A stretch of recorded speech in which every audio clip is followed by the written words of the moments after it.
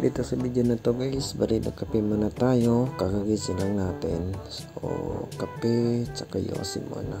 So muni-muni mag-iisip muna kung ano ang eco-content natin sa araw na to.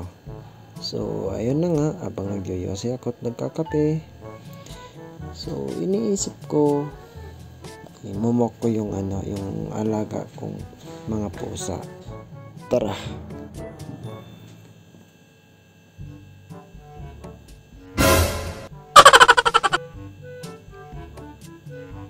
Huh? Is natingala na akong usa ka iring. Nagsirag tutok sa kuha kay unsa naman daw taon na akong naong.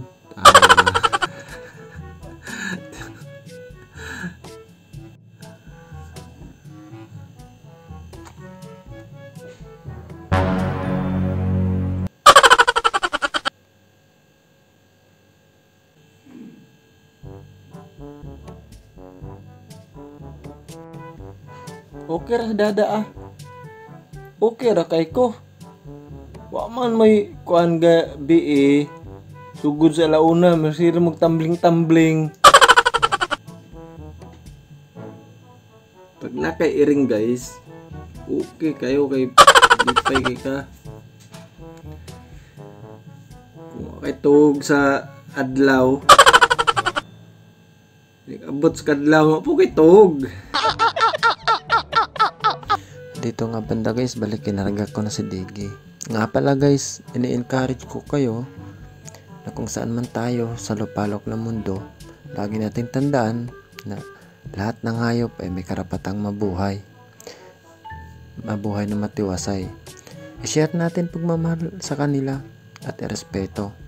Isipin nyo guys, isang beses lang tayo mabuhay sa mundong ibabaw at kasama yun sila sa ayaw at sa gusto nyo. May karapatan din silang mahalin tulad ng pagmamahal natin sa kapwa natin.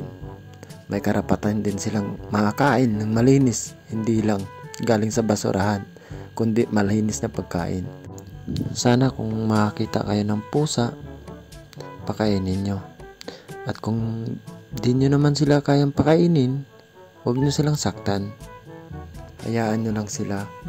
Kasi malay nyo, yung ibang tao na nakasunod sa inyo, nakapaligid sa inyo, ay mapapakain sila.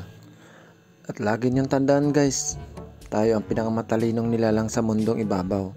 At ito rin ang tandaan ninyo na tayong mga tao ang pinakamapanganib para sa kanila.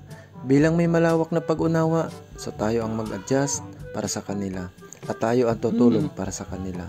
Last na lang guys, uulitin ko, isang beses lang tayong nabubuhay sa mundong ibabaw. At kung nagustuhan ninyo ang video natin guys, paki-share, paki-like at paki-follow, paki-subscribe. Maraming salamat. God bless sa lahat.